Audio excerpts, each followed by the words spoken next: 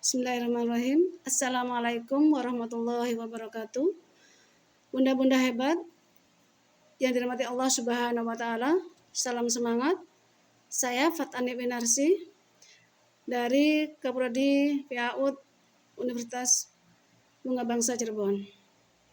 Pada kali ini saya ingin menyampaikan materi penerapan pendekatan play-based learning bagi anak spesial need atau berkebutuhan khusus di sekolah. Bunda, pada kita ketahui bersama bahwasannya anak usia dini dan bermain itu tidak pernah bisa dilepaskan atau dipisahkan. Karena bermain sudah menjadi bagian hidup bagi anak-anak. Begitu pula dengan penyandang disabilitas. Mereka juga mempunyai keinginan atau mempunyai kodrat bahwa mereka sebagai anak-anak juga ingin bermain. Bunda, pada dasarnya, aktivitas bermain itu bisa dilakukan baik di luar ruangan maupun di dalam ruangan. Menurut Walter 2019, orang tua yang memiliki anak usia dini, mereka tidak pernah mempunyai banyak waktu untuk bersama-sama bermain dengan anak-anaknya. Dan mereka jarang mengetahui bagaimana sebenarnya dampak positif dari aktivitas bermain bagi anak-anaknya. Sehingga anak-anak mereka banyak dititipkan pada suatu lembaga atau sekolah full day karena mereka bisa bermain bebas di dalamnya bersama teman-teman yang lainnya dan tidak bermain dengan orang tuanya. Dengan dasarnya itu, maka dibuat suatu kurikulum sekolah yang membuat suatu pendekatan dalam pembelajaran yang dinamakan play-based learning, yaitu pembelajaran yang berbasis dengan bermain. Yang akan menjadi salah satu dari banyaknya pendekatan yang digunakan untuk mengoptimalkan tumbuh kembang anak usia dini. Dari Kessel 2018 juga menyatakan bahwa pendidik untuk pembelajaran based learning ini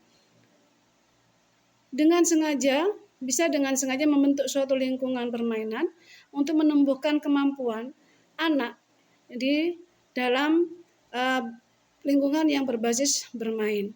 Dengan begitu, anak akan berkembang optimal dengan cara menyenangkan dan tidak tertekan.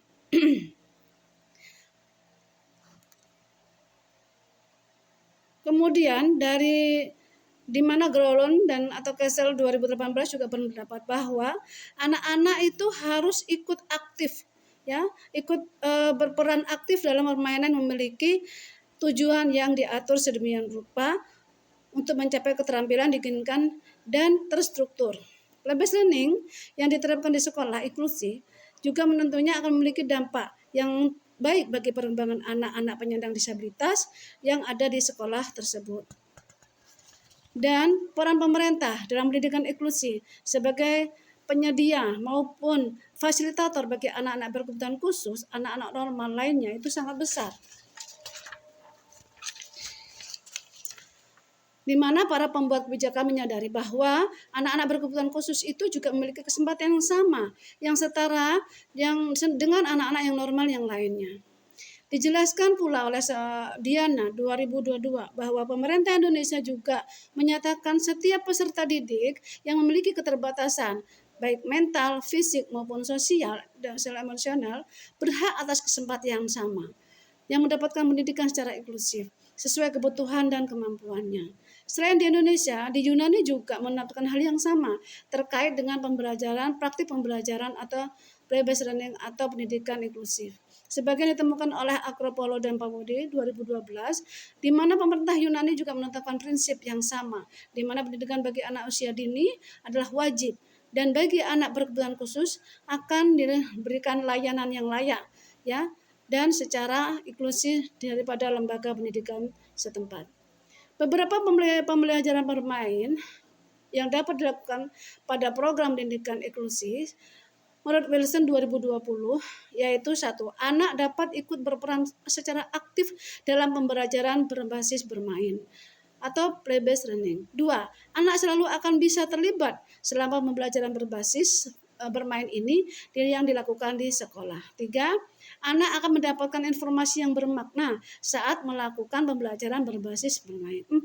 Konteks yang dalam kegiatan pembelajaran berbasis bermain ini juga harus mendorong interaksi sosial anak-anak usia dini dengan atau tanpa disabilitas. Terdapat 3 poin utama dalam menyelenggarakan pendidikan inklusi, yaitu 1. Peran guru di sekolah inklusi yang tentunya memegang peranan yang sangat penting dan tidak mudah bertanggung jawab penuh, di mana seorang guru tersebut harus mengatur semua jalannya pembelajaran dengan sistematis tetapi menyenangkan dan tidak menekan, serta merancang pembelajaran mencangkup keseluruhan kebutuhan dan kemampuan anak usia dini dengan atau tanpa disabilitas yang ada di kelasnya. 2. Persiapan play-based learning di sekolah inklusi, di mana dalam persiapan ini ada beberapa hal yang harus diperhatikan oleh guru dan seluruh staf yang ada di sekolah inklusi. 3. Keunggulan dari bantangan dan tantangan dari penerapan play-based learning ini di sekolah inklusi. Dalam setiap penerapan pembelajaran pasti akan ada keunggulan dan tantangan yang akan dihadapi. Mudah-mudahan ini akan bermanfaat bagi kita semuanya dalam memberikan pembelajaran pada anak-anak kita, insya Allah ke depannya, bahwasannya memberikan pembelajaran tidak hanya diterapkan pada anak-anak yang normal, tapi bagi anak-anak yang berkebutuhan khusus. Meskipun itu membutuhkan pembelajaran yang khusus, juga memberikan keterampilan khusus bagi seorang guru. Mungkin itu saja yang bisa saya sampaikan, kurang lebihnya mohon maaf. Wassalamualaikum warahmatullahi wabarakatuh.